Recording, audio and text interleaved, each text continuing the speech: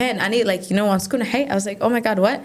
I always thought Adanka bisante kudado. And I never saw of Somali or Kansarka qabo. Cancer, marka la qof has cancer, it's different stages, everybody and stuff. Last time stage 2 and hayste, waan ka badbaaday, I was good. Like in hadda siduu u hadlaayo, u dhahayo, alaaba cusub soo baxeen, you're going to survive this.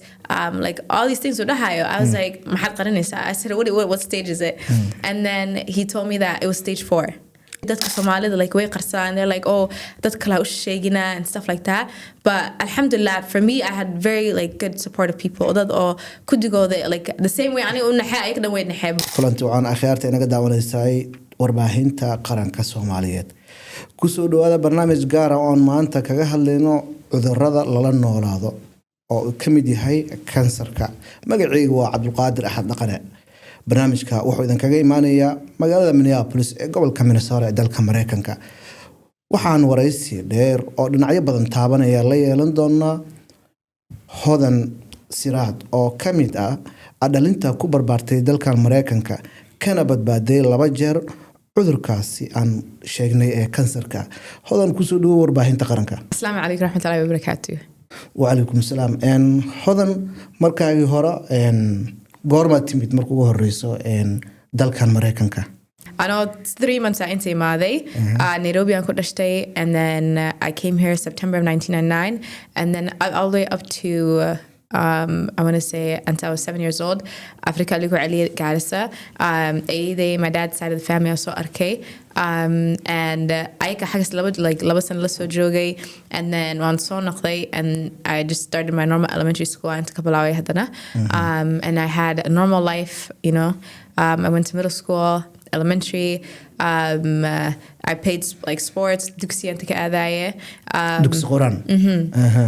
And it was just a normal kid life on hayste, like any other kid oo kale.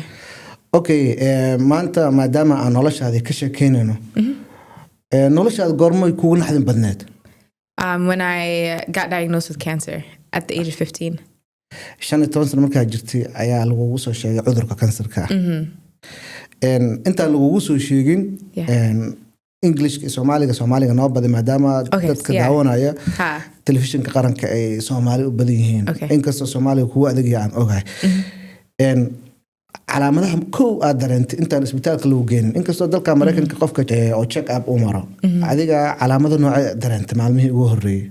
sanadka bilawdeeda in 2015 bilawdeeda ma dhakhtarkan tagay maxay dhaheen gabarnya her normal check up aan sameynina marka teenager aad tahdid every 6 months check up sameynina mas dhakhtarka tagi balami waxa aadi maxay ku dhaheen wax kasta everything digeed wax kasta way fiicantaha laakiin pneumonia qabtaa maxaan fiiraheeda maxaan ka aragnaa pneumonia daawe qaadani ka iska baxa wax kale aan sameyn karna ma jirto hayaan dhahnay, and then bil ka bacdi maxaan arkaa unano dhan markas waan qofacaya. And I was like, I don't know waxaan waxay tahdo hooyaday markas u tagaan dhahay maanta dhan waan qofacaya, I don't know what it is. Haddaan asthma umleynaya at first. I said haddaan ordo I'm coughing, haddaan friisto waan qofacaya, maanta dhan qofac marka xanuun ma la socdo mise waa sida normal ah u qofka? Yeah, it's normal. Caadi ahaan waxay kala qabsan karaa, but it was just qofac. And then they said that, okay, you know what, dhakhtarka haddaan ligeeya waxay dhaheen weli waa pneumonia kula jiro. And pneumonia maxaa waaye, hergeb oo dadka feeraha ka gala iyo waxaas. Markasna qabowgii aan ku jirnay. We were around January, February, around then. And marka waxa lagu yiri qabow baa ku galay. So maanta dhan qabow baa ku galay cuz x-ray sameynayaan, and markii dambe waan iska daayay. My mom waxay dhahday maanta dhan dhakhtar ma ku geyn karno, maanta dhan pneumonia na dhahayaan. She said jacketin xiro on sweater xiro. Bilowna ka soo reegtay. Maxaan bilaaway school. We went back to school in August, and then August school ku noqonay maxaa arkaa aniga dhan waan daalanahay. Maxay ku dhacay also midabka dhan ay ka tagaye. A lot of people maxay dhahayeen adiga dhan colorkaada you don't look the same. Colorkaada sidii hore ma u egtid and stuff. So I was like, okay, haye ilmaha schoolka started noticing it. And marka habeenkii oo kale ma qofacay markaa seexato?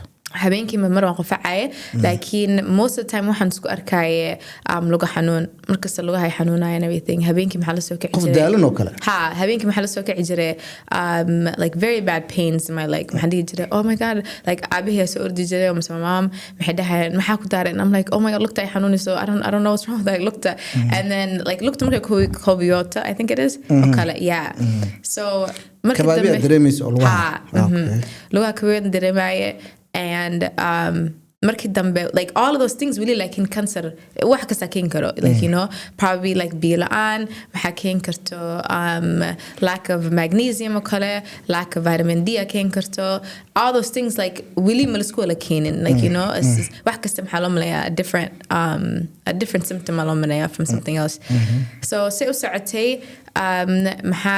I had my Advocacy graduation coming up so I was very focused on that kasan focused on saraye ilmaha taxfiidka classkayga inta ka harin marabin so I was like quraanka xagee ku gaartay one day and everything so ilmaha classka Nablus ku dhameysay yeah Masjid Al-Ihsan Al-Ihsan ma sha Allah yeah so ilmaha classka Al-Ihsan St.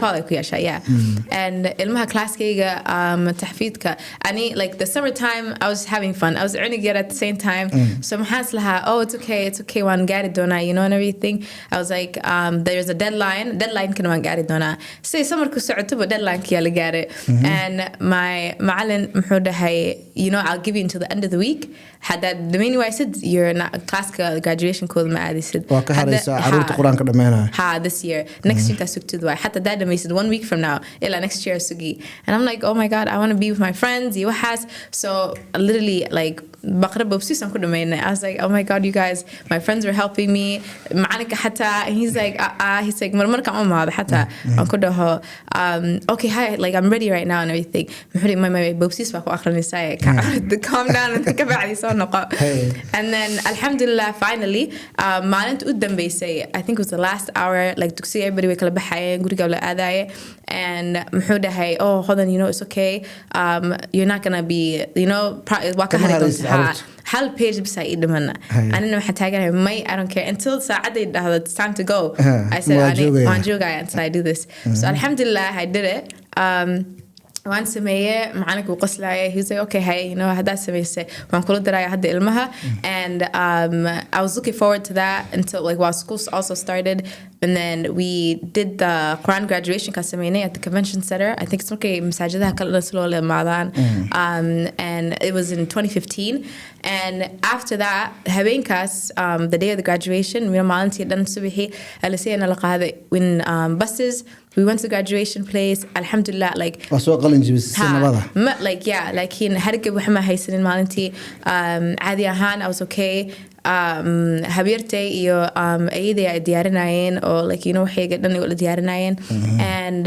marka what's it called graduation stage kan soo socday I came out of the place family pictures waxa la qaadanayay caadi ahaa wali so my dad yani my siblings gurigan aadnay once we went home xafladda qalin jibinta quraanka waa dhameysay sinabada yeah it was a had habeenkeeda gurigan aadnay and then my dad is like muxuu dhahay okay yeah you know it's like it's diyaari waa saxanaysa it's time to go to bed I said okay hay once diyaariyay waan saxda the next morning I woke up and I had like the biggest wax like banon oak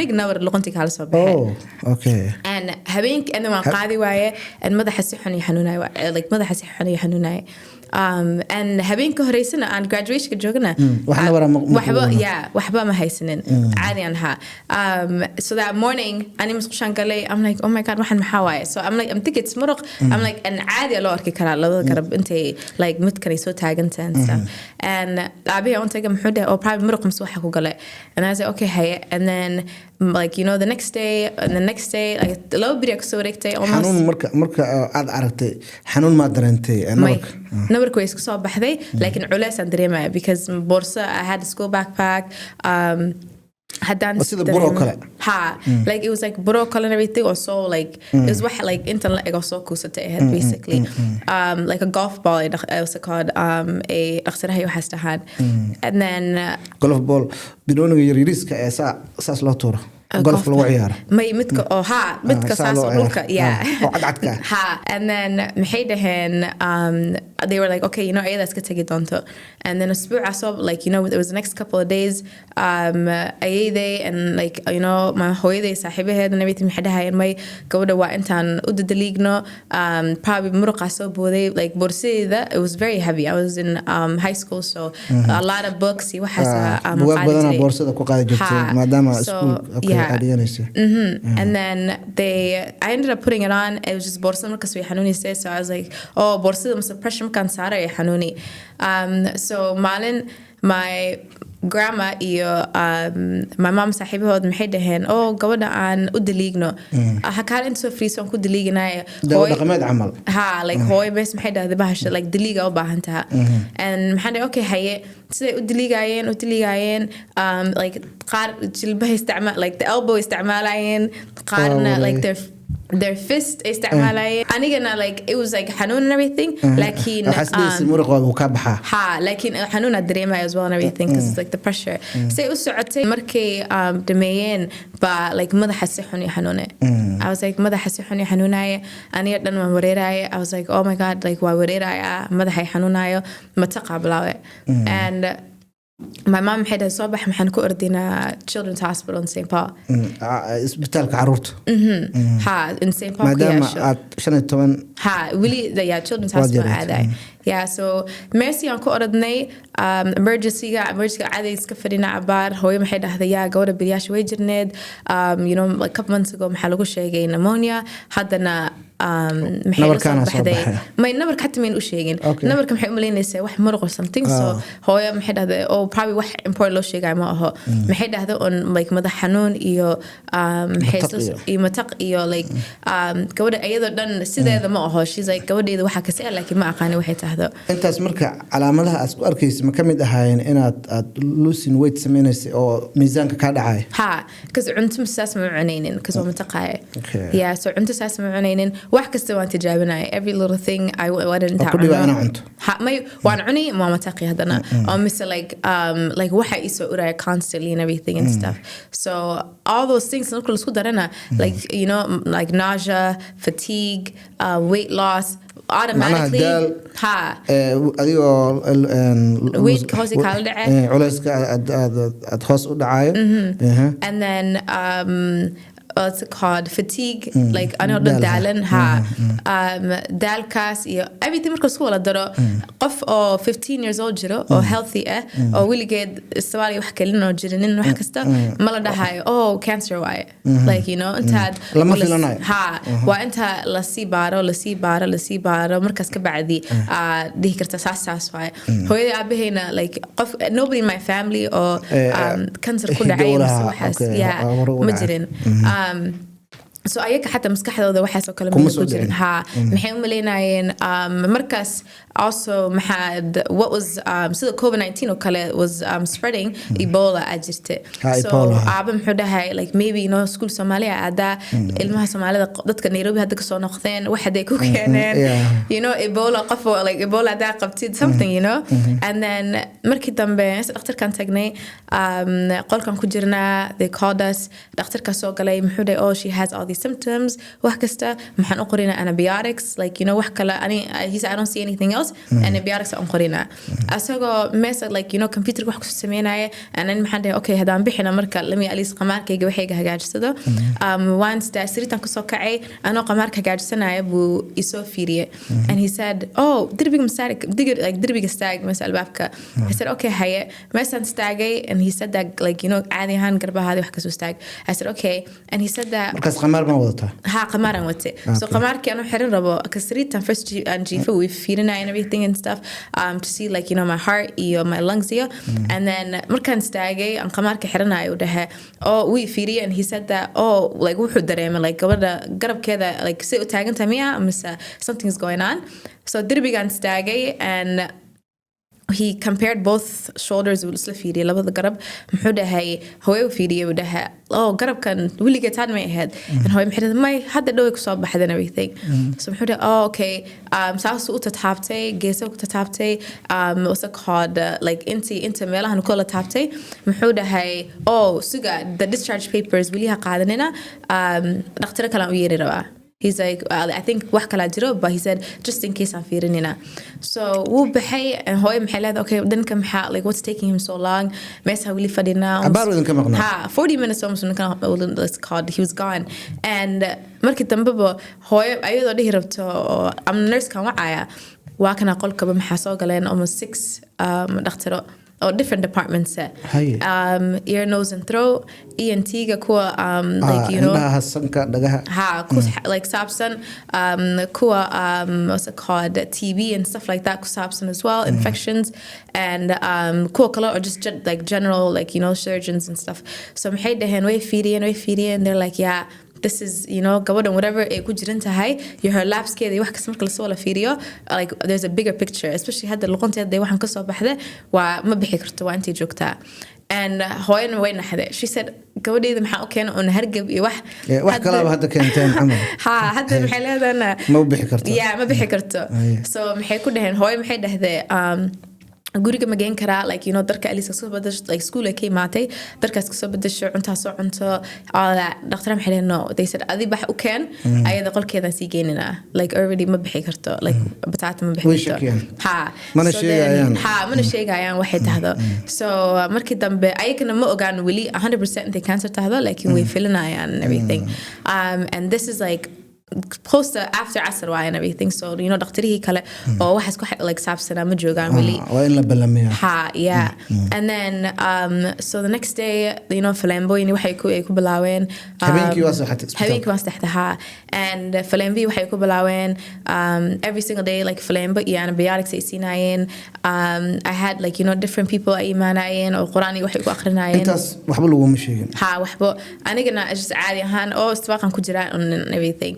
I had, like, you know, I think it was like a Thursday, Friday, markaan arkay, you know, the imams, the masajid yaasha imaanayo, and, like, you know, sheikh yaasha from like, you know, my masjid, you know, like school, waxaas. I was like, okay, maybe it's starting to get serious, like, you know, I didn't know, I'm 15. Hanun ma dareemaysid. Hanun, like, not yet. I was feeling like dali waxaas, like hanun wili ma dareeminin waxba. markii dambe doctor oo Pakistani, I think it was like Pakistani or Egyptian ma aqaani, like duqwa, he's been doing it for 40 years with the head and everything. Sameynaya aan doctor u shaqeynaya everything oo kansarka. Kansarka, exactly. And markuu imaaday, and then markuu imaaday asaga muxuu imaaday Jumca, I think it was like Qamis to Imada, actually, sorry. Qamis to Imada, he looked at me and we fidiyay, and then Suali wuxuu weydiiyay, and then muxuu dhahay su'aalaha uu ku weydiiyay maxaa kamid ah marka? Muxuu dhahay like how tired were you? Gortay, like ku bilaamtay you being tired. And I was like, I don't know, like the past 2-3 weeks. And he's like, no, he said, think back, because months ago ka fikir wada had everything. And waan ka fikiray, and I said, marka pneumonia da ligu sheegay. Ever since then, aniga dhan like was badal and everything. I was very tired. I wasn't like as much ma ordaynin, masbaraanka ma aadaynin. Guriga markaan wax ka qabtana ilma yar oo 15 jir amal uma ciyaareen. Qof daalan oo maanta dhan meel iska fadhiya ahayd. So basically muxuu dhahay, okay, haye, and he's like, anything else oo bilaamaday around the time pneumonia lakula sheegay, and maxaan dhahay, cuntadii saas ma cuni, subaxii quraac waa lagu qasbaa, hurdadeeda xataa, like, you know, ilaa habeenkii dhan aan soo jeedaa oo mise hurdo fiican ma heli jirin. Ma helaynin. So markastana madaxay xanuunaya. I felt dehydrated, like biyo la'aan. I also felt like madaxa migraines raanay duhurkii marka la gaaro madaxa ay soo dhacay joogto ah oo maalin walba and everything, and I was like markastana waan wareeray. So markii wixii dhan uu weydiiyay, he said, okay, he said hooyada aabaha la soo hadlaa. And then hooyo abu banaanka geeyay and everything. Ayaka later on maxay sheegeen dhaqtarka markuu ninka banaanka una geeyay muxuu dhahay, you know, ani inta soo sana dhaqtar ahaa, and like, you know, hadda like obviously maxaa loo baahan yahaa scans loo baahan inta meel raajita la geliyo iyo qalitaan, laakiin inta soo dhanta la gaarinbo hadda niisii sheegaya this is boqolkii waa cancer.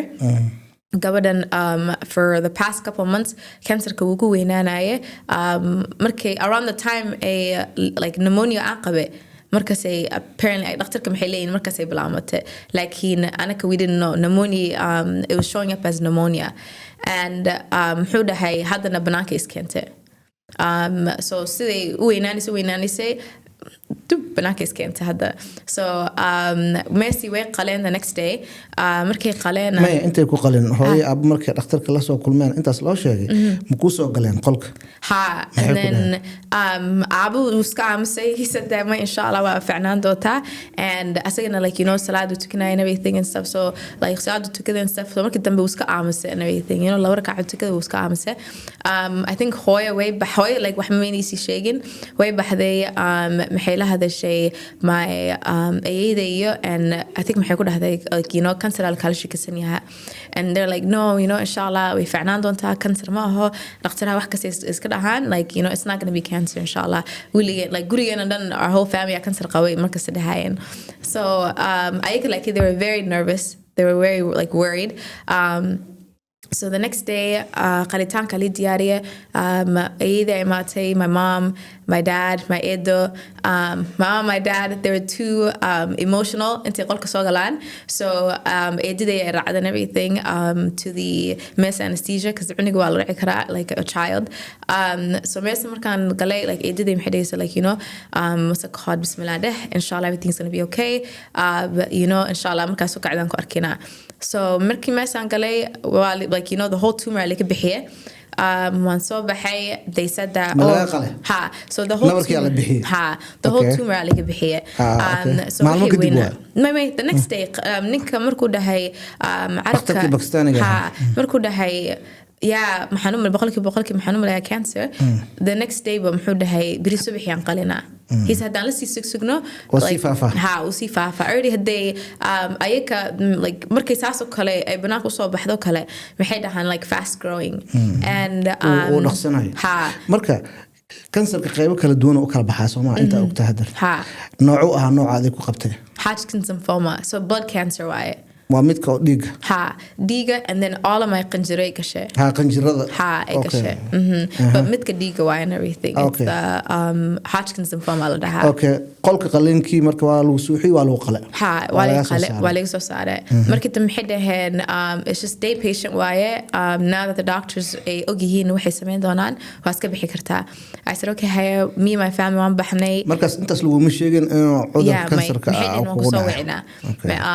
So they said أنا كان كسوعنا مس هدي واحد كله جرتنا كوا specialty كسوع دونان حافظة لو كاني دكاترة من نسوي عن مكان ماي حافظة اللي كاني we had a family party everything عدم حدهن هذا نسوا كدك صباح ذي everything's gonna be okay. أنا محنو ملينينا محنو ملينينا شركة ده أنت ماسس كل ماتي دهان like okay واحد مجرته جودة عادي هان like ويسك بحكرتها maxay ahayd isniintii I think hooyaday la soo wacay maxaa la dhahay it was isniintii hooyaday la soo wacay maxaa la dhahay maxaan ka soconaa Children's Specialty Center of Minneapolis and maxay ku dhaheen we need to schedule an appointment with dhakhtarka because your results are in and then so ayada maxay dhahay okay the results are in macnaha dhakhaatiirtii soo wacay hooyo waxay dhaheen waxaan ku haynaa resultiga ama waxaan ku haynaa natiijada ka soo baxday qalinkeeda iyo baaritaanka caafimaad. Okay mesa Children's Specialty Minneapolis ani wiligay maxaan aaday Children's St. Paul ma ogeyn that markay Minneapolis case-kaaga loo gudbiyay so marka loo gudbiyay hooyo maxay dhahday why Minneapolis umaanina St. Paul no do maxay dhaheen dhakhtarkii oo ninka Dr. Messenger oo ninka duqaha muxuu joogaa Minneapolis. So aniga maxaa sameeyay okay asaga Minneapolis joogo waxaas ay kula yeereen marka wax kale ma jirto. Markii meesaan tagnay check-in aan sameynay gudahan galnay and then dhakhtarka kale noo imaaday islaanto and Hayden, hi, nice to meet you. Aniga maxaan nahnaa dhakhtaraha cancerka here. We work with blood oncology, hematology. My wilin ma nahin waxba caadi aan dhageysanaya. And I was like, okay, hematology, oncology. Hayden, your results are in. They said that haddaad rabto qolka waa ka bixi kartaa. Your mom and your adeerka la socday. So your mom and adeerka la hadli karnaa or waa qolka ku jiri kartaa. I said no, it's okay. I want to be in the room. I want to hear what you guys have to say. degeystaan rabaa tira natiijada waxaad haysiin. So maxay dhaheen okay the results maxay sheegtay Hodan had Hodgkin's lymphoma. Hodan maxay qabtaa kansar cancerka dhiiga maxaa waaye qanjiraha ay ka galeen iyo dhiigeeda maxay dhaheen waa stage 2 لكن stage 2 way kala like 2 different ones are jiraan like kuwa oo fast growing iyo kuwa slow growing waa kuwa oo degdeg u baahan iyo kuwa aan degdeg u baahan kuwa degdega like add it faafan right away meel kasta galayaan and stuff inta la joojiyo waaye haddaad sii sugtid bil laba bilood wasi faafan add it faafan kuwa kalena slow growing la dhahana kuwaas sanaday qaataan everything laakiin ayaga xataa daawada marka la siinayo it takes a long time as well daawadooda xataa is very difficult because they're slow growing markii dambe ay saas dhaheen ani like you know waan isku naxay I was like oh my god what I always thought cadaanka bis intay ku dhacdo I never saw qof Somali oo cancer qabo never heard of qof Somali cancer qabo and I like in my mind I was like oh my god am I the first Somali person that has cancer dhakhtarku uu qosla he's like no he's like do you know we have a lot of other people that are battling it macnaha qofkii ugu horeeyay oo Somali oo cancer ku dhacay ma aniga ayaa adiga isu maleeyay because willigay qof cancer qabo ma arkin like you know elementary school marka ku jirtid iyo middle school especially high school حتى you know عدانك when you go to Adan schools we kubarayaan like oh yeah you know this is we do pennies for patients so it's a donation thing for children that are going through cancer but all of those posters all of those things were Adan una arktaan you don't even see حتى مدو حتى انت بدن عدان كم arki jirtay cancer waxa lagu sheegay yeah so hoya like you know isku naxday she said that's not possible ku naxday we say hoya was like what her blood pressure cirka tagay and ayadana like you know isku naxday adeerkeena like you know second he's asking questions like okay you know why is this happening intay ku jirta hadda maxay u baahnaan doontaa what's going to happen uu leeyahay sagana inta badan dhaqaatiirta markay sidaas oo kale u sheegaan waxay dhahaan qofkan wuxuu noolaan karaa intaas ma ku dhahan dhakhtarka maxay dhahan so aniga markay anay isoo jeesadeen marka they said that yeah this is what's going to be happening if you decide to do treatment waxaan dhacayaan laakiin hadii aad daaweyn samaysid marka daawada aad qaadatid ee dhakhtarku tusaan what kind of daawa qaadanaysid daawooyinka hadda aan ku soo qarnay mid maxaa waaye oo timahaada iyo your lashes wax kasta dhan ka biibayaan so daawada isticmaasho timahaaga biibay waa dhamaanayaan yeah okay anigana the whole time one amsna like ani really shocked go ahead like I'm amsna like oh okay cancer and then markay dhahday timaha ka biibi doono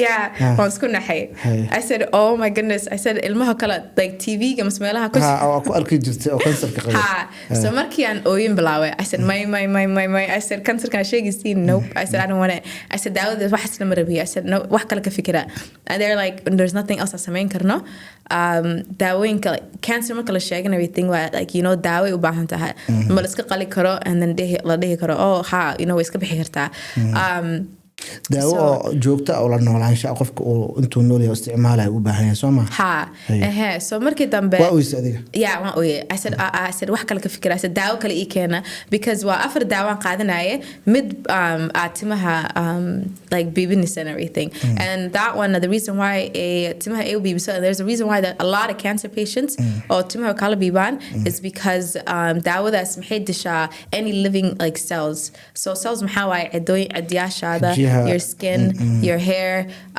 what's it called like anything in your whole body kansarka ayaa dilayso way dhamaanayaan even hatta cuz maxay rabtaa daawadaas intay the cancer cells intay disho but like ma dhihi karto oh this is the cancer one exactly kan bisan dila so jirka dhan wax ka sidili so the whole body ka baabi'ini and then markay ka wala baabi'iso maxay ku dhahaan either you're cancer free or mise daawo kale aan ku sii siinina and everything wax kale like you know different options for every different treatment ala sameena so markii dambe anaka waa baxnay we were very shocked so intaad bixin ka hor ma dhaheen gabadhan waxay noolaan kartaa 2 sano 3 sano maxay sheegeen dhakhtarka so dhakhtarka maxay dhaheen hooyo ay u sheegeen this is going to be the treatment plan already waan ka fikirnay macnaha sidaana daawada u qaadanayso inta soo wiigay soo gali doontaa inta soo daawo qaadani laakiin hadda inta ka gaarno waaye hooyo maxay dhahday may at least maxay siisaa 2 bilood isiya at least on dawlaan ahanist October ahead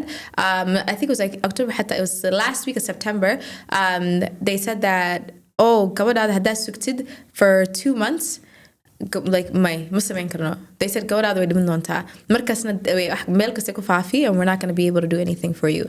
And ayada maxay dhahday okay, this is a big decision hadda like you know hadda ma samayn kari. She said waa inta aabaheed la soo hadlaa waa intaan like you know meel kala soo fiiriyaan stuff oo daawada aqaaban lahayd adiga ha. So maxay dhahday waan kula soo celinina. And then doctorka like you know kind of wuu dareemay that like Hoy was like you know she was having anxiety, she didn't know what to do. So anu weydiyay muxuu dhahay adi maxaa rabtaa intaa samaysid. He's like you know at sometimes ilmaha weydiin karnaa maxaa rabtaa adi. And I told him what's like you know what's my chances on dhahay muxuu dhahay you know waa sugi kartaa until January or December. January haddana noqona aan haddana x-ray saarayaan. November December Africa aadi rabin everything you know all the other remedies or Somali they sameynayaan. muxuu dhahay ma gaari doonto dhahay. He said your cancer is very fast growing. Kansarkaaga dhaqsi oo it's very fast growing. Marka ma gaarayso January muxuu dhahay ma gaari doonto. He said maxaan fiirinaya your x-rays from back markay pneumonia ku hayse and hadda scan kale ka qaaday ayaan fiirinaya the scan oo marka koo noo soo galaysa iyo scan ka kala maalinta qalitaanka isku fiirinay already waa arkaysaa like improvement yeah we see dhaqsanaysaa. And muxuu dhahay you know it's up to you dhahay. He said adi hadaa rabto daawo intii wax intaa lagu siiyo if you want to survive adi like waxaad adi dhahdeedaan samayn karnaa too. So ani maxaan dhahaa like you know oh my god like what can I do. So I called my dad and I said abo like you know ado oyna abo wacda ma oynin waan ka amase. I was like oh I told them like daawo kale kasoo fikiraan dhahay on mas timaha ani waxaan dhan oynayo timaha inay ka biibaan timaha dhan tayga biibin. I said waxa kale waan samayn karnaa dhahay. And I called my dad and Hoy link ku wala jirne and maxaan dhahnay dhakhtarka saas uu leeyahay maxaan sameynaa. And muxuu dhahay dhakhtarka leeyahay you know waa dhiman doontaa hadaa baxdid waxaas. He said then samee u dhahay. He said what kind of question is that. He said say dhakhtarka maxaa ku leeyihiin how am I manina. So dhakhtarkii like qolku soo gal hadana waan la hadalnay and maxaan ku dhahay this week hadda it's Eid tomorrow ku dhahay everything biri Eid I think it was Eid Wene for us. Yeah. Eid Waye. I said I want to have one weekend with my family. Like, you know, my friends. Qof kasta. Kabadi next week on Kui Mankara. I said, what day can I start? He said that since I think you're going to be a first time, istawaka wa anta kudirtid at least like a couple of days, Jum'an also galu dahay. Like, you know, have your one last week at school, maclumaha da usoo sheeg, get your books and stuff ready. Intaas marka daawo si qaadanaysa ma jirto. May. So he said adi un soo diyaari un dahay. Yeah. So I said okay haye. So balan maxaan dhiganay intaan imaano. Hal isbuuc kadib. Yeah, October 2nd. Yeah. So then I said, inshallah. So I'm bahnay and Hoy, like, you know, she was so shocked. She was doing Eid shopping for us and Mahdi say, oh my God, like, you know, this is such big news. She said, you guys, we just like, you know, Eid Muskadaina and everything. Like, well, oh my God, you know. And Hoy, everybody was like, you know, Mahansamena and stuff. She said, they're like, like ilma gashay or said like we know what happened to her. Africa halageyo. A lot of people محيدها in Africa halageyo, anagel, all these different things they saw some karta. And then we had Eid and I, you know, everybody else عادي and laha and stuff. My friends, I hung out with my friends that weekend. Monday I went to school, Tuesday school, Wednesday, Thursday, I said bye to everybody at school. Like, you know, محيملينا إنتان school ka like عادي هانو كالت guy just like, you know, marka حنون كاجي لما وداك محمو مش only my close friends بس قاين like nobody else really knew. Like in the teachers know وشيغنا. The teachers just like أصحابتي that are very close with me. And then October 2nd, I had like 6 a.m. دختركن الكربي استوالكا, and we went there. The children's in Minneapolis. محيدهن محنكول بلاوينا 2 hours of fluid, and محسميننا بحلير أو port لده داوود لقى قاعته or like you know under the skin or like gullies and everything, and it's also a port that leads to your heart. And kugelinina, a lot of cancer patients know about it. محيد كاسة kugelinina كبعد من كاسو كعدد عن كيمو كوبلاوينا. And I said, okay, so bahashi samayin. Qolka li soo geliya afterwards. They said that, okay, are you ready for chemotherapy? Intaan bilawna. Markaas xanuun ma dareemaysaa? Just like that because of gacants and everything, but I wasn't feeling any xanuun yet.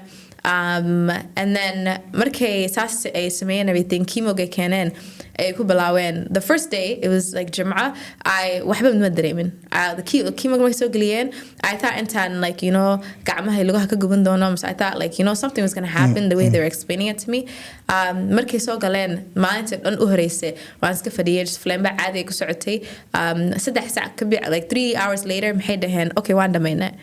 And I was like, oh, okay, had medicine, had my they're like, oh, just fluids and kula sameynina, you know, and just go on bees ka'ab saho, whatever you want to do. I said, okay, Hayat. The next day I'm so having one Saturday, the nurse even say checking my pulse, my vitals. The next morning I so afkig one freeway.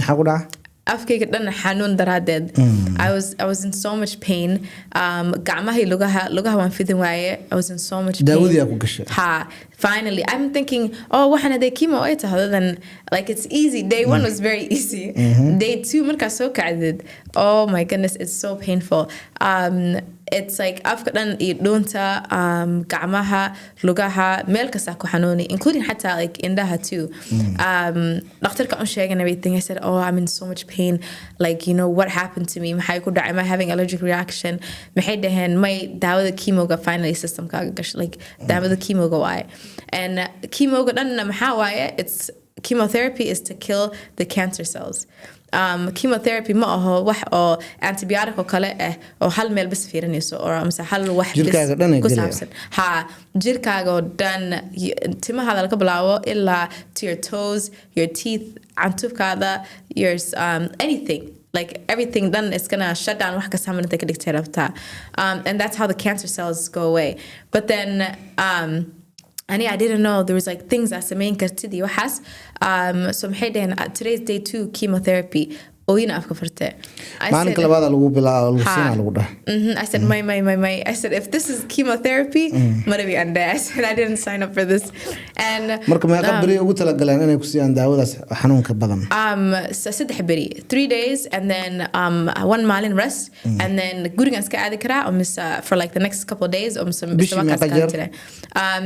I think it was like every other week 1 week wali sameynaaye dhakhtarka isbaakan galaya for 3 days or 4 days and then the following week in the clinic dhakhtarka untaga caadi dhiig ahaan laga qaadaye bas ka dhakhtarka he was checking my weight and caadi isla hadlina and the week after that istibaalkan ku noqonina hadana okay ma qasan ay ku socoto marka daawadaas maxay socotay up until the end of the year what's it called alhamdulillah daawada ani ay siinayeen it's a very aggressive form I had chemo like adag badan and maxay dhahan it started improving right away after the first round ACN then the second round ee marka labaad waxa la dareemay xogo inuu cudurka kansarka dib u yaraaday intay soo like yaraate and then maxay dhahan okay waan sii sameynina and hopefully intay bashdan wala baxdo I said alhamdulillah by the end of my treatment all the cancer is gone this is the last round of chemotherapy and kulu sameynino mo baahnid radiation all these other stuff lakin follow up markas intaan isla sameyno ma qabiloodo markas oo daawada qaadanaysid almost like 2 months and a half 2 bilood bara daawada kansarka qaadanaysid kadib natiijada ugu dambeysay maxay dhahaan they said you're cancer free you're all clear kansarka jirkaaga uu ka baxay everything all together okay wuu baaba'ay soo dhan maxaa dareentay marka dhaqaatiirta ay keeneen resultiga oo ah Oh, I was like, alhamdulillah. I knew done. I was pretty shocked. At the same time, I was very happy. I was like, oh, wow. Because most of the time, online marka fiirisid oo masada fiirisid adanka like you know they're non-profits yes it's always what they're doing it in honor of qof dhintay so they're doing it in honor of other people that have passed waxa isdheysay waa dhimanaysaa no not to me like exactly that I was gonna die but it was up there at the same time like I was saying that I was gonna survive like at the same time maxasdahay like I was like you know there's because adanka maxdahay and this is the results this is the plans and stuff like that but at the same time like you know ilahi inta tala saaratid waay and everything so ani in my mind I'm 15 years old gawar hadda quraan soo dhameysay you know messages ku soo kortay everything dhakhtarka markay dhahaan oh this and this is happening or like you know that like dhowaada you have to do it again or mise diiga mara like you know your blood results looks like bad and everything markay dhahaan I'm just like oh okay it's okay aniga dhan I was saying it's okay markasta and everything and just happy yeah but I was saying that just Quran عادي and everything and stuff and then also I would always do dua and then my dad also no Quran markas uu akhrin jiray iswaalka and different sheikhs markay imaadaan Quran loo saari jiray wali saari jiray and everything and then the whole time I'm hastahay like you know ilahay ahayo you know like it's up to God marka tinta daawada marka lagu siiyay oh like timay dhamay buubeen I was with a good friend of mine Nicholas la joogno I was like yeah she said oh hadda how many rounds of chemo qaadatay I said oh midka labaad hadda soo dhameeyay and she's like oh tima hada bili meena bixina maana anko tima shalnaynina ba and I was like oh my god and that's when I realized like wow like you know and then my eyebrows everything left and then I noticed that gacmahayga aaday u madawada like gacmahayga became very dark my face then it became very dark just a lot of different things and stuff you notice it and yeah meeqa jeer ka badbaaday marka cudurka kansarka laba jeer marka labaadna goorma ahayd marka labaad is in 2021 oo hadda dhow ah 2021 ma kugu soo laabtay cudurka kugu soo laabtay yeah markaas ma guursatay mise adoon guursan kugu soo laabtay no I was married kadib goor sanadkee guursatay 2020 2021 ka guursatay xarun ma dhashay yeah I was pregnant with a boy in 2020 adoo uur leh haddana kansarkii lagu sheegay mar labaad hayeetaan oo sheekay when I was pregnant with Wilkega, I got pregnant in 2020, and then in Urki Sudan, like you know, I didn't have nausea. I didn't have the normal pregnancy stuff. The only thing I had fatigue. I was dal markasta. Yeah, I had like dal and I also had low iron. So my OBs are on shagay. Close to my third trimester, my OBs are on shagay. I said, you guys, do you think, you know, this is because like cancer dawad and so qadan jeremiah do you think the cancer could be back? Like, you know, what's going on? Oh no, it's just this how pregnancy is.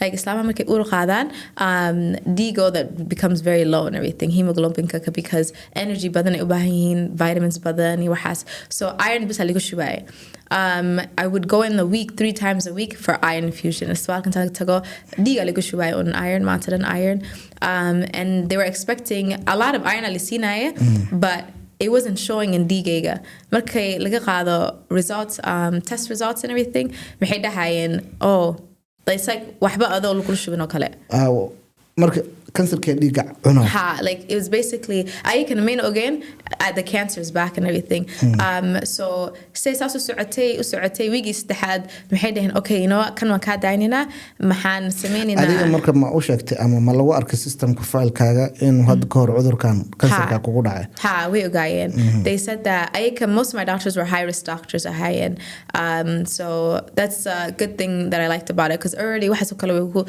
like you know they know what to do about it and so markay saas ay dhacday aniga I was like okay you know whatever maxay dhahan it can't be the cancer or urka then it's urka you know aniga markaan yara dhakhtarayga maxay ku dhahan there's no way cancerka wiligeed ku soo noqonayso and so I was like okay hadday dhahan no way then there's no way you know and after that cunigayga markaan dhalay it's been weeks and weeks close to like markuu bil uu gali raba wiilkayga hargabkiyaa soo noqday qofciga kugu soo laabtay qofciga ku soo noqday adoo umul ku jiro and qofca it wasn't like COVID-19 qofceeda it wasn't influenza qofceeda I just because qofcedid I was like yep I know this before so one shikaya. That was the number one thing maskaxdayda meesha tagtay and my husband was sheegay he said no it's probably just COVID or something you know it's really hot like qaboojiha guriga daaran it has to be something else odaygaga markaas laakiin uu ogyahay hadda ka hor inuu cudurkan kugu dhacayo and then markii dambe say saaso socotay I went to the hospital maalin emergency ga tagay anoo jiifo I just couldn't like maanta doon qofacay markaan qofacay qof jiifo markuu qofaci rabo and stuff like neefta mar ku dhigi so neefta manta ku dhigaysa like anoo qofka like you know qof luqunti qabto kale I was like I'm telling dhahay And I called the emergency. They said, yeah, no sogal. I went there. They said they did an X-ray, EKG. Like you're perfectly, yeah. They said you're perfectly fine. And I was like, oh, okay, I know something's going on. I went to the hospital again. I said, you guys, I know something's going on. Like, you know, please look at my yeah, and it's not like it's or children's you know, it's it's the adult, it's the adult one. And I can oh, you're postpartum, probably like, you know, depression, like, you know, cancer, it's probably not cancer. And I didn't know and I called the Alina Health scheduling. I want a doctor at a different location. And a doctor that I've never met before. And they're like, are you sure? I said, yes, please. specialist. My specialist حتى ما هو ودكتور عادي And then so they said, okay, هيا. So Islana alhamdulillah exorictay. أيضا أتجي. She said that, hi, can I help you? I see that you've been at the emergency a couple of times. What's going on? You just had a baby. مرة بدنا emergency and markii dambe maxaan ku dhahay like, you know, nobody's like qof dhageysanaya ma jirto. I know I had a baby. Qof kasta maanta maxay leeyihiin baby. But I'm like, I know wax kala jiro. I said markaan yaraa I had cancer and like, you know, I was good for all these years. The last scan aan qaatay maxay ahayd December of 2019. All of 2020 scan ma qaadanin because maxay dhaheen we can't schedule your last scan because COVID-19 ka. Yeah. So maxay dhaheen markaasna markii kale ay soo waceena ay dhaheen okay, hadda we can schedule it ura lahaa, so I couldn't even do it. ma Mareykanka baaritaan. Yeah, so sanad iyo bar baaritaan igu dambeysay my scans. And from there, they like, you know, she understood. She said that, okay, you know, sida niyada kula dejiyo maxaan qaadina a scan kana maxaan u diraya wiil aan school isla aadnay dhahde asagana waa dhakhtarka kansarka uu ku xisaab like he's in charge of all of the like the blood cancers and stuff like that. They record card markaa fiiriyana the last doctor aad u tagtay oo cancer doctor maxaa waaye kuwa oo the children's. So waa u baahan tahay haba anyway qof oo hadda adult adults ku xisaabsan. So I said, okay, haya. And I took the scan. And then أسبوع كبعدي قفا يسوع. They said, hi, we're from Alina Health Piper Cancer Center. We have your results. قيبت كانسرك. Alina Hospital. Alina Health. And I said, okay, Haya, can I get scheduled an appointment? They said, oh, okay, we have something for next week. I said, next week? No. I said, I don't want next week. I said, what do you guys have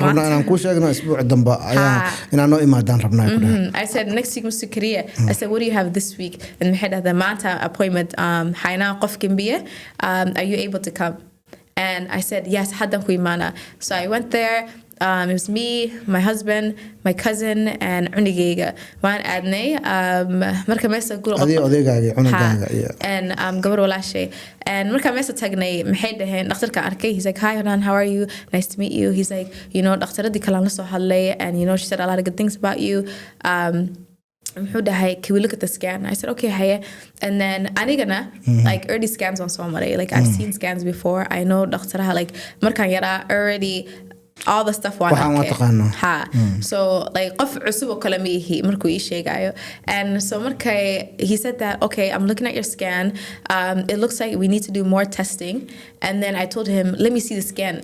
Computer kala soo qabtay. I moved the computer and I said, I want to see the scan. So scan ku yisaya, and I was like, okay, waxa soo dhan madowga maxaa waay? And he's like, oh, it could be anything. Asaga marabo into the marabo like, yeah, it's cancer. And it could be anything, but we need to do a biopsy. And I was like, okay, I told him that, do you think it could be effects from probably really probably really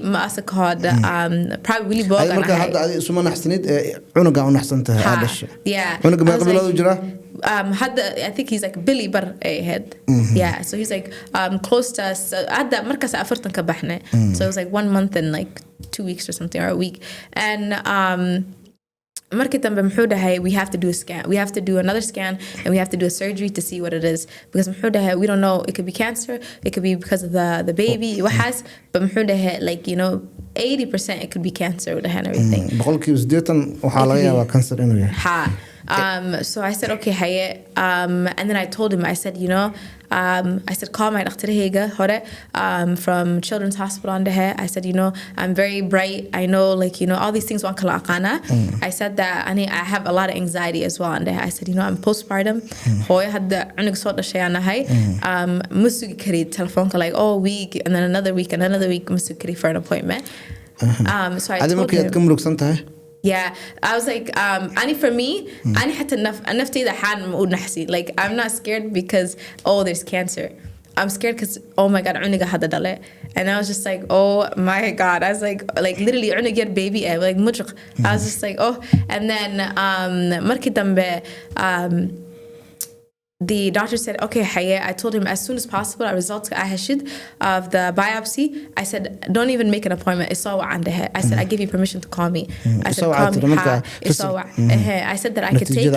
I said, I could take it. I don't need it. And all. I said, no. I said, because I said, I'm not new to this. I've already done this before. So he said, okay. And then a couple of days ago, the weekend, and then on a Tuesday, I believe it was, telephonekayga it rang.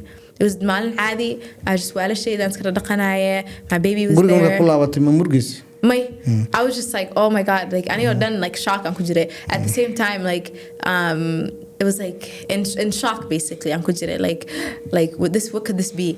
Habirte and like everybody na maxay Quran badan isar Ilaahay bari maxadatha Ilaahay hay ku soo ridin. You know, they just kept saying all that stuff. And from there they on Tuesday dhakhtarka telephonekayga rang and telephone ku soo dhacay. Telephoneka I saw dhacay and I noticed that it was Align Health. So and I was like, oh my God, bismillah. And he's like, oh, hi Hodan, this is Dr. Torgerson. I'm like, hi Dr. Torgerson, how are you? Well, I have good news for you and I have bad news for you. And then he said, what do you want to know? I said, okay, I want to know the good news on the head. He's like, okay. News fiican imid xun. So I said, good news ka isha, because then markas bad news ka fikri kara. I was like, so he said that, oh, okay. He said that the good news is that, you know, the same cancer aqabtay marka yared soo noqotay hadana. And I was like, okay, wait a minute. I said, what do you mean the same cancer hadana soo noqotay? He's like, so markan ani yara bad news kamiya. You know, no, that's not the bad news, no. Markan yara maxay ku dhahen you're not going to get cancer again. They said cancer day kula soo noqoto maxa kula soo noqoni either brain cancer or breast cancer. Maxay dhahen like in this macna cancer labaad uu soo laabto cancerka maskaxda ama midka oo galanaasaha ku soo laabanaya because chemo hele. You know, and so maxay dhahen kaas wiligeed ma soo laaban doonto like the midka dhiiga kula soo laaban doonto. So I said haye, and then on top of that 5 sana ka soo wareegtay. That whole 5 sana dhan it's very impossible for the daawo or cancer daawo lagu shubay oo hadana 5 sana ka soo wareegtay oo hadana ay soo noqoto. Waa qof like brand new oo kale intay ku dhacdo kale basically ayaga indhahooda. Okay, marka aan dhakhtarka u soo laabano natiijada muxuu ku dhahay marka? Muxuu dhahay you have he said that there's a lot of the good news there's a lot of daaweyn hadda jiraan oo dadka ay qaadan karaan. There's a stem cell transplant. I think you're a big candidate for it. If I didn't have the stem cell transplant or chemo bisan sameynay waan dhiman lahaa because jirkayga way ku soo laaban lahayd aad u faaftay and everything. But asiga dhan siduu u hadlaye it felt like wuxuu intuu qarinaya. And I was like, he's like, waxaa hadda soo baxday. You know, last time marka qaadanaysay 5 sana ka soo wareegtay hadda adduunka dhan way isbedeshay. Adiga waxa rabtaa inuu ku bobsiyo ku dhaha cancer qabta mar labaad. May way sheeg hadda. He's like, yeah, the cancer is back ku dhaha. Waa kii hore ah haysatay. Like wili wuxuu sii qarinaya. Like siduu u hadlaaya waa qof like, you know, he's muxuu qarinaya marka? He's building up my motivation and stuff and everything. Baby muxuu ka sheegay? No, he said that the baby alhamdulillah is perfectly fine. And they said that wuxuu qarinaya. I told him, I said, what stage is it on ku dhaha? I said, because you know cancer marka la qof has cancer it's different stages everybody and stuff. Last time stage 2 and hayste waan ka badbaaday. I was good. Like in hadda siduu u hadlaayo u dhahayo alaabo cusub soo baxeen you're going to survive this like all these things u dhahayo. I was like maxaad qarinaysaa? I said what stage is it? And then he told me that it was stage 4. Oh. Yeah, so I had Stage stage 4. 4. Yeah, I had stage 4 cancer the second time. Oh, the same cancer markaan yaraa. Okay, kii hore labo ahaa, kii dambana 4 u gaaray stage 4. xaaladda afraad. But it wasn't just xaaladda, like, you know, it wasn't stage 4 or like markaasaan bilaabayo. It was stage 4 or feerahayga aad u faaftay. Maxay this called gashay my lungs, my esophagus, waxaan u qufacay maxay ahayd you know, meesha laga neefsado and stuff. Yeah, meesha say buro oo ay ku yaaleen everything. Yes, sanbabadu gaaray. Like everywhere. Yeah. Wadnahay gaartay everywhere. It just spread. So asaga muxuu leeyahay, you know, if we didn't have the technology iyo alaabta hadda haysano, probably waa dhiman lahayd. Laakiin hadda adduunka, like, you know, maalin kasta is changing. It's like, you know, evolution basically and everything when it comes to the medical department. And maxay dhahaan, you know, there's new things hadda tijaabin karno. So muxuu dhahay noo soo gal, we're going to try to figure something out. I said haye, anigoo dhan, like, you know, shock ay ku dhacay. I was like, oh my god, like maxay waxan. And I didn't know something sheego the family. I was like, you know, stage 4, it's not something caadi marka lagu dhaho qof. I understand wuxuu dhakhtarka u qarinay the stage 4 part wuxuu qarinay. But hooyo like actually, yeah, really ma wacan. My husband, we tagna asaga xataa muxuu dhahay like, whoa, like that's stage 4 and everything, that's really bad. I said yeah, and anako hadlino dhihino, okay, like anaka xataa miska fikirino maxaa ka fikirina, like, you know, the baby, and then also family. So I'm kru sheegno like, you know, our parents, like our grandparents, our siblings. So I'm kru sheegno like, yeah, stage 4 waaye. The first person like, because it's really bad wax laga naxawaaye. So the first person Allah hadlay maxay ahayd my mom, and she's like, oh, dhakhtarka no, maxay dhakhtarka ma ku soo wacay maanta. I said how we soo wacay. I said maxay ii soo wici wayse. I said oh, hadda ku soo wici rabe. And she's like, okay, muxuu dhahay. And then at first ma oynaynin, I just was caadi ahaa like the whole time. But then as soon as ay dhahday, oh, dhakhtarka muxuu kuu sheegay, I like, yeah, oyna bilaabay like marba inta telefoonka inta ay yar maqasho. So I passed the phone to my husband and I said adigu u sheeg. And then he was like, okay, maxaa like, you know. And then he's like, ha hooyo, maxay dhahan ha kansarku soo noqday. And my mom was like, inna lillahi wa inna ilaihi raji'un. Maxay dhahay, okay, what stage waaye? You know, like kansarka they soo noqotay at least like so last time stage 2, if it's stage 2 way ka badbaadi kartaa haddana. Muxuu dhahay stage 4 waa like intaas fiirinay uu dhahay yeah, stage 4, like, you know, it's the 4th stage. Yeah. And she was like, what? And she was like, deep. And then he's like, oh wait, oynaysaa and everything and stuff, maku dhiibi kari. Hooyo telefoonka dimisay ayadoo dhan like ooyin she was telling my siblings iyo sheegaysa maxay dhahay, you guys soo fadhiista, Hodan maxaa lagu sheegay kansarka way soo noqotay and it's stage 4. So everybody's shocked. Next thing you know, my, like, you know, my dad on sheegay, and my dad was like, oh my god, like, you know, stage 4, like وسكون حاسقنا. And he said, you know, bola لكن واحد ما كبد بعد دونتا, like, you know, last time I كبد بعد, this time I كبد بعد دونتا. So I was like, okay, هيا. And then from there, we were gonna go tell my in-laws, like, you know, we'll get قبعديس and stuff. I kind of like, they're very supportive. Usually dadka Somali, they're like way qarsan, they're like, oh, dadka la ushegina and stuff like that. But alhamdulillah, for me, I had very like good supportive people. Or could you go there like the same way? I can wait too and everything, you know. And they were like, oh my God, is there anything that we could do for you guys? Like, you know, stage 4, like, you know, what's gonna happen? My mom and my mother-in-law محيرة بنتها قرآن صار لي بلاو like علاج وكله, because Somali usually ممكن واحد like نوع كله مخلان probably محيرة هان like, you know, وحكوا هايستون everything like السحر ومصب like عنق عصبة هذا الشيء. although كنسر مركا يريد هايستي اللي يجري probably like, you know, probably ولا كل لسته. So I said, okay, haye. And then dhakhtarki markan, he said that, hey, can you come to my office today? He said, I know telephone kulu sheege, like we still need to talk about like other things. So when I went to his office and kahalinay what the plan is going to be, everything, maxaan dhahay maanta dhan ani like maxaan ka walbaharsana my baby. I was like, oh my God, my son. So asagana like, you know, u dareema intaan like, you know, my son ka walbaharsana. So muxuu dhahay, okay, you know, we could start treatment now. Sana sameyn karna. bilaabayna mar labaad so he said daawadii aan ku bilaabi rabnaa laakiin kii markaa yareed daawa ku jirtay oo la dhaho red devil kaasna waa very bad chemical. It's the reason why it's called red devil. It's a very bad red devil shaydaanka guduudna daawo ay u bixiyaan jirtay because waa guduud laakiin si u kulashay daawadaas is very bad.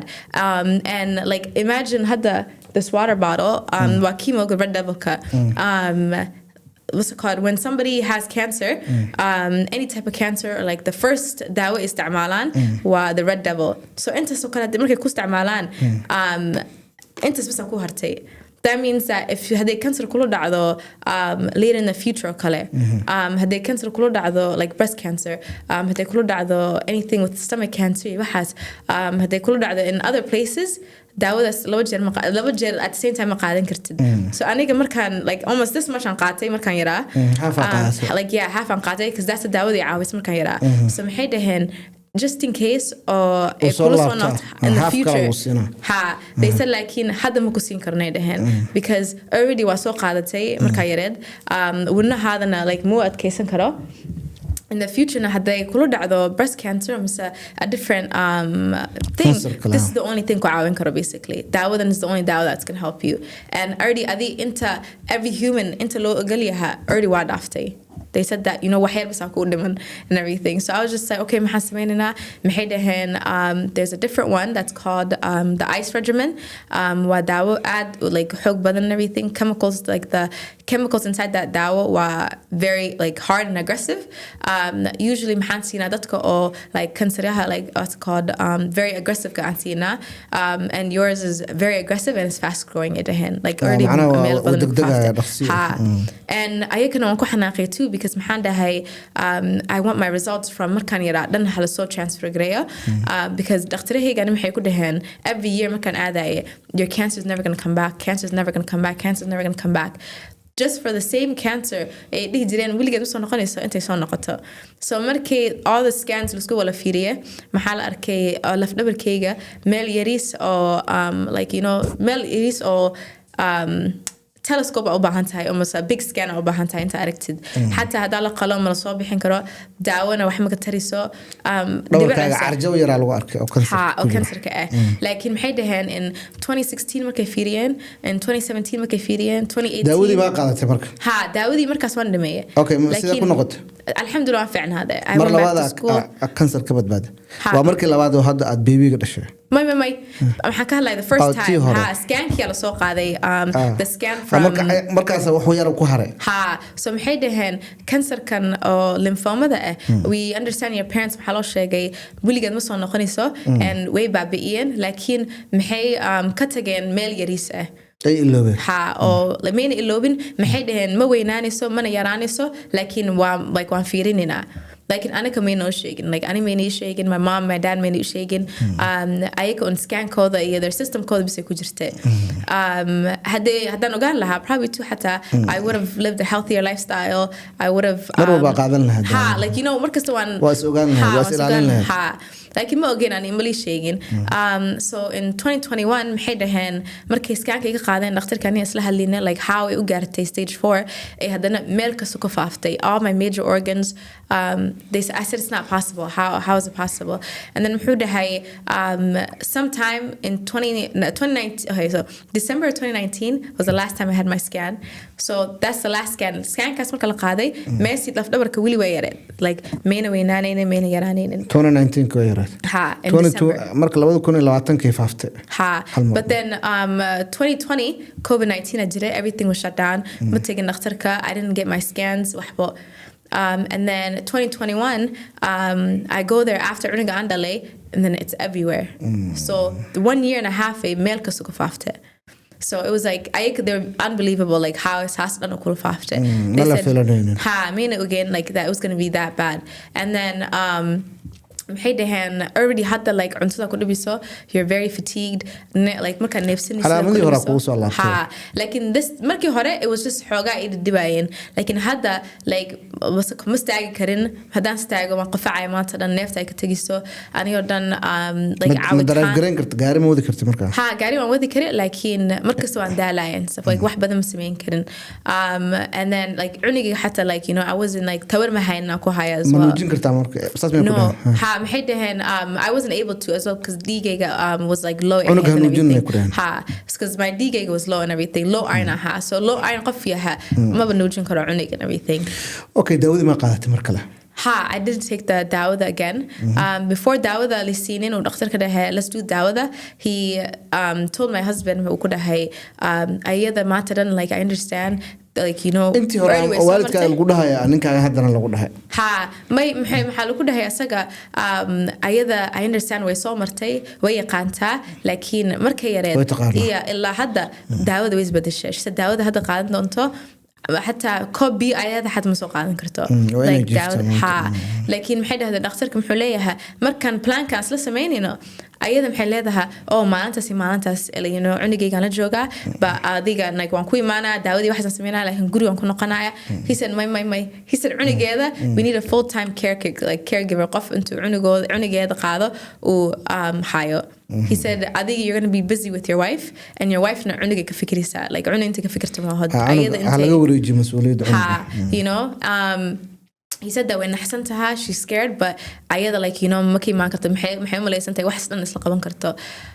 so مركي تنبه you know he told my mom and my mom محيدة هذا أيضا نيروبي جوكته so she was like you know what نيروبي حتى نكسو صعدة I'm gonna come right now أنا عنيقة قادنا أنا عنيقة كورينايو and أنا محدها no like you know I want عنيقة I could do لوضا محسبة أساسمين كرا all these things but alhamdulillah like you know my mom she made me very comfortable I started feeling ease داودي كلاوات استعماشي ها مركز عن داود بلا عنيقة مركز اللي قاعدة دكتور محودة هاي until her kid has a like caregiver he's أنا داود بلا كريكو because he said I need her focus كذا واحد كسر داود أنت هاتو okay داود مسا قاعدنا إيش داود محن قاعدنا all of October November and then December na I had 3 weeks break or the stem cell transplant okay gaba marina maadaama wax badan oo taariikhda ka sheekaysay markii labaad iyo oo kansarka kugu dhaca iyo markii hore keen naxdin badneed marka labaad maxaa u naxday because I have a baby baby-ga u naxday yeah okay mar labaad ilaahay uu ka badbaadiyay hadda wax cudur kansar ma qabtid no alhamdulillah yeah okay kadib waxa kugu dhashay inaad furtid organization ama hay'ad oo dadka qaba cudurkaas laga wacyigelinayo ayaad Minneapolis ka dhex furtay Soomaaliya haye ma jiraan Somali cudurkan qabta oo qaris yeah oh there's a lot of people oo qarsadaan ma dumarka u badan mise ragga dumarka a lot of them دكتورها usually ما كان تقول everything and عن سو أركاية أو مثل دكتور كم كيلا هلا ودهايو أو you know إسلام تنكاري لسو أرك أو مثل hey can you come and advise with this lady most of them like their family موجان وين ما أنا داودو دي وحدي قاتان وين نقطان most of the time not only their family ومس إلما هو بس أوج تذكر بيك قريان there's another lady as well who مرة يسوى عليه ده hey هبو can you give me some advice you know دعوة اللي هو بلاوي روا وحنا اللي قسمين روا دكتور كساسو ليها and then I gave her like you know good advice واحد كستان the end بحيد هذا هبو like you know أني مي أقانت and everything مس أقانا like day to day life مس أقانه but قفنا هيك هالشيء and I was like, oh, how about I said, you know, like a lot of people live like that and everything. And it's very sad because, like, you know, you could have a community. You could have that all kushe karan, like, you know, what to expect. You can have a community or all these people like you know somebody's du'a is gonna get accepted and all those things marka qarsanaysa adi it's going to become like adi kaliga alone like you're going to get anxious, you're going to have anxiety, adi oo dhan maxaa dareemi kaliga markay ku kooban tahay defeated adoo dhan walwala dareemaysaa walwala dareemi, you're going to feel defeated waa dhimanaysaa wax soo kugu jiro ada marka maskaxdaada waa fikri marka ilaahay inuu ka badbaadiyo laga yaabaa marka in community-ga ay ogaadaan waalidkaaga way fiican tahay way fiican tahay hadda xafiiskaaga muxuu qabtaa marka anaka hadda we mostly what we do is just we go out and help people face to face almost over the phone like markay aniga soo wacan most of the time maxay dhahaan like waxaas nalagu sheegay we don't know what to do almost marka maadaama systemka uu kugu jiro oo adigana aad xafiis leedahay dhaqaatiirta miyaa nambarkaaga soo siiso dhahda gabadhaana ka badbaadee kansarka some of them hey align house dhakhtarkayga soo siiyo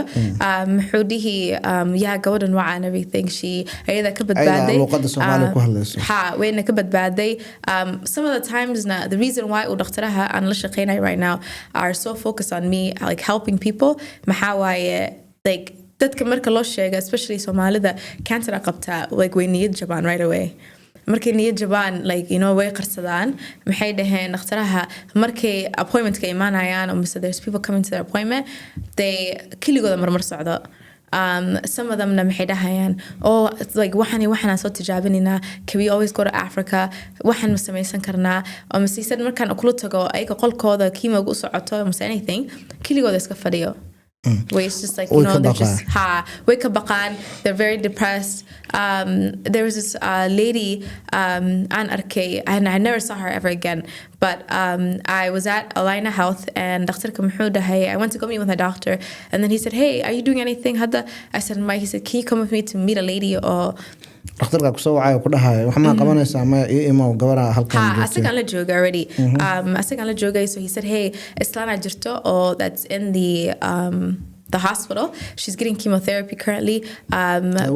daawada inay qaadato but qalitaan loo sameyn rabaa first because the tumor is inside somewhere or qalitaan loo baahan yahay ka bacdi daawada u bilaabi kartaa so maxay dhahday muxuu dhahay way diidanta laakiin she's like she's very convinced intay dhiman doonto inta anaka dili doono and waxay aaminsan tahay inay dhimanayso waxay aaminsan tahay intay dhiman doonto amase kaliyaasha inta laga baxsan doono ayada kaligeeda joogto too no family no daughter no son nothing ayada kaligeeda meesha joogto so I said okay hay meesha aan tagnay islaanta arkay and I said saayku haben like fiicantaha she's like saayku meesha sabaq ma ka shaqeysaa I said ma ka shaqeey she's like dhakhtarka ma la socota I said and maxay dhahday okay she's confused why she's like gabadh dhakhtar ahayn waxba ahayn isbitaalka ka shaqeyn dhakhtarka la socota so Dr. Kamhuda, hi, Gavadan, I was her doctor. Kansarka the male hune marise, like a very bad stage. And she had all the odds were stacked against her. Like in Alhamdulillah, she survived. He said that I'm Christian. And he said, I'm white as well. So he said, I can understand why I need eat aminin and everything. Marka gabadhan ku keenay si aan aaminto maadaama he's like waatna baqof ani soo martay oo badbaaday. So markii dambe waan la hadlay she maxay dhahaysa daawada waan ka cabsoonaaya maxaa waaye daawada dadka maxay dhahaan daawada dadka disho and they expect the worst of it. She was telling me so many different things. maxay dhahday the chemotherapy is going to kill you. maskaxdaada you're going to forget things waxa ay loobi doontaa maxay dhahday markay dhahaan tumorka meel ay ku jirtaa intaan soo bixino waa intaan soo jarno wixii dhan ay la baxayaan way ku dilayaan she was so scared. I said oh my god I said no my saas maaha that's completely opposite of what actually is and everything maxaan ku dhahay a lot of people are jiraan oo kasoo badbaadeen. I said mala maqlo they're not going out saying that ani kansarka kasoo badbaaday I'm saying I said the only people I'm maqashidna maxaa waaye dadka kansarka dhinteen qofkan kansarka aad u dishay qofkan kansarka saas yeelay all these negative things. So I told her how about I understand anyone yarahay and adigana you're older women but I said that I've seen older people oo ka badbaadeen or their family was advising against it. Daawaday qaateen. Alhamdulillah, here they are living their lives wax kasta. And I told her, I said family gaga awe. Maxay dhahay ma inta u sheega marawi. And I said, what? I said, why? I said, you need support. I said, هذا استواك يا كجينا يا كاسو قاضي. And محيدا هذا أنا سو هذا. فمل كذا كقرنيس. ها. And I'm like, what? Like, تلوين مسيس مرك. ها once a year. I told her, I said, you know, it's not good. محافة عن مركز community هايستد. محافة عن مركز قف, you know, كل جوجو وكاقشين كرو أمسا. فرحت قلين كرو. ها. أمسا أذي ودن stress كاقاذي كرو أو مسكح هذا like you know ميل كلا جين كرو مسكح هذا الله اللي كرتو like you know كل جامعة هتهدد even حتى just on a daily day ها وصلها اللي you know and that's a lot of Somali people are battling that like that's the whole Somali thing. intood badan wasaas wadamaantii waa soo gabagabeynaa barnaamijkeena dad badan oo cudurkan qaba oo ku nool Soomaaliya ama meelo kale Soomaalida inta badan waxa loo qaadaa dalka India ay u badan yihiin cudurka ku dhacana hooyooyinka u badan sanadihii ugu dambeeyay daawooyinka aad heshay maadaama dalka Mareykanka aad ku nooshahay horumaray dad badan ma helaan maxaa kula talinaysaa maadaama adiga aad Afrika si fiican u aqoonin laakiin cudurkan dadka uu ku dhaca guud ahaan maxaa kula talin lahayd for Islama maxaan dhihi lahaa hormoonkiina hooyooyinka maxaan dhihi lahaa hormoonkiina si fiican u fiiriyaa most of the daawada like Kansarka and everything waxa keena waa hormone imbalance hormone kaga is gonna hormone thyroid all of that being in balance Kansarka way imaan kartaa and everything you can get cancer maxaan dhihi lahaa maxaa cuntiin a lot of healthy food a lot of qudaar badan badsada biyo badan badsada hurdana badsada maxaa samaysiin stress iska ilaaliya a lot of stress dadka ma ogaan and everything like in stress marka la dhaho stress maxay u malayaan just stress waa maskaxda maya stress markaad qabtida marta dhan awalwalisid adiyo dhan jirkaaga like you know hormone kaaga balance off ha noqoni and that can cause and lead to cancer and dhakhtarka xataa muxuu ku dhihi like you know iska daa walwalka hurdada badso biyo cad badso qudaar cun healthy food cun and also like just different things and everything to live a healthy life banaka soco a lot of Somali people banaka ma socdaan banaka soco like you know cunto oo saliid iyo waxaas dhan lagu daray and everything fried food and stuff that's all that stuff is going to lead to cancer ha okay like in all the people aan daba galay maxay ahayd cadaan I didn't see no Somali person or cudur ka badbaadi oo ka sheekeenayo and I was like especially like you know markay gacmaha iyo like you know wajiga iyo kumadawaadan because of the daawada chemoga cadaanka like you know jirkooda markay wax noqoto maxay dhahayaan that cream marsada it's going to help with the dry skin it's going to help with this like Somali and everything stuff or even other people anybody African American darker skin they don't have that ma haystaan I noticed in the market the maxafiriye black people that are going through it ayakana ma ka hadlayaan like they're not saying that waxna jirin all these things maxaan fiiriyaana markasta Indian people too they're not online talking about it a lot of people way qarsadaan and that's like the number one thing oo dhaqtaraha markay dadka rabaan intay caawiyaan maxay dhahaan may you're gonna kill me or you're gonna do this to me dhaqtarka dhan horta waa laga cabsoodaa I don't know why but they're so scared of dhaqtara and that's why I had the director of the Masonic Cancer Clinic iyo Alina Health Cancer Department dhaqtarahaas dhan maxay leeyihiin like you know iswaalkeena kala caawi because adiga markay daawadaada kula socotay all these bad things are ku sheegin qatar badan ku dhahay kalana caawi ha because markay maxay arkeen ayaka markay daawada ii socotay iyo markay ay wax kasta xataa ay aad u sii xanuunsaday xanuun badan aan ku jiray aan ay like you know xaaladda meel xun marka xataa marka ii marise caadi waan farxsnaa I was just caadi ahaan alxamdulillah I was like I like qof oo iska normal iska ilaaha aaminsanaa iimaankaaga inaad dhimanayso I had patience and ilaahay markasta tala ilaahay aan saaranay